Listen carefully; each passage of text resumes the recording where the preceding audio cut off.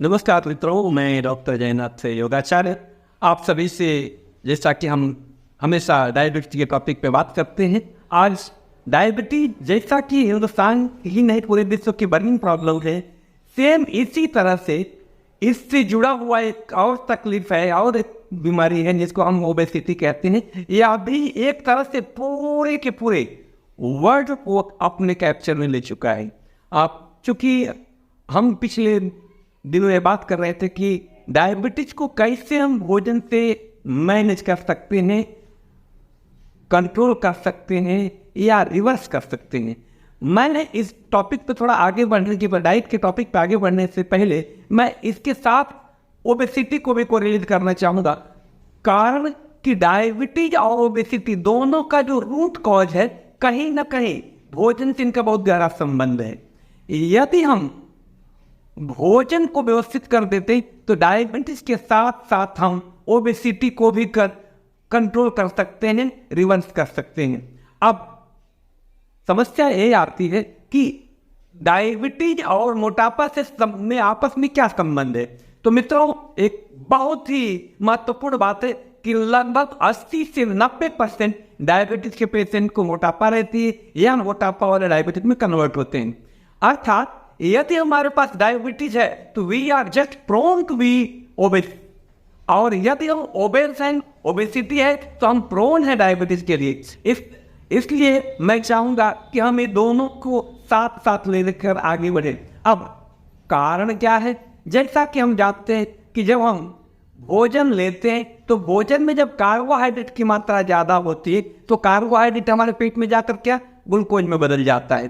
अब जब ग्लूकोज पेट से ब्लड में जाता तो ब्लड में जैसे ग्लूकोज की मात्रा बढ़ती है, उसको मेंटेन करने के लिए हमारे ब्लड में इंसुलिन की मात्रा भी बढ़ती है।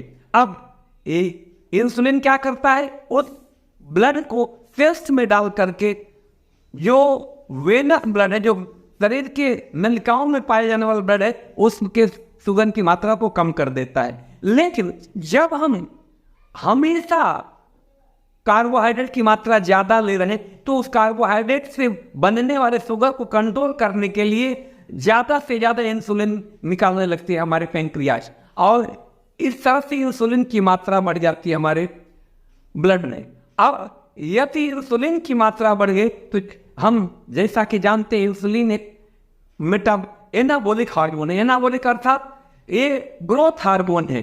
तो जब इंसुलिन की मात्रा बढ़ जाती तो इस स्टेज को हम हाइपर इंसुलिनेमिया कहते हैं। यदि हाइपर इंसुलिनेमिया हो गई, अर्थात इंसुलिन की मात्रा ब्लड में बढ़ गई, तो ये अपने आप में बहुत सारी बीमारियों का कारण बनता है। जैसे आज देख रहे होंगे, ओबेसिटी है, डिसलिपिडेमिया है, पीसीओडी है, थायराइड है, जितनी भी बीमारियां कहीं ना कहीं इनका संबंध हाइपर इंसुलिनेमिया से, अर्थात ब्लड में इंसुलिन लेवल बढ़ा हुआ है तो हमको ये बीमारियां होंगी, और insulin level it's root cause of the obesity. और जैसा कि हम जानते हैं, जब इंसुलिन की मात्रा बढ़ जाती है तो इसका रेसिस्टेंट पैदा हो जाता है, अर्थात इसके काम करने की क्षमता कम हो जाती है, काम करने के तरीके बदल जाते हैं, और जिसके कारण इसका जो मूल काम है ब्लड में शुगर की मात्रा को कम करना, वो नहीं कर पाता है। और इस तरह से यदि हमारे ब्लड के अंदर इंसुलिन की मात्रा बढ़ी हुई है तो यह अपने आप में डायबिटीज 2 का कारण बनती है, और यही हाइपर इंसुलिनेमिया ही ओबेसिटी का भी कारण बनती है। अब इसके मूल में क्या है कि हम भोजन में जो कार्बोहाइड्रेट की मात्रा ज़्यादा ले रहे हैं।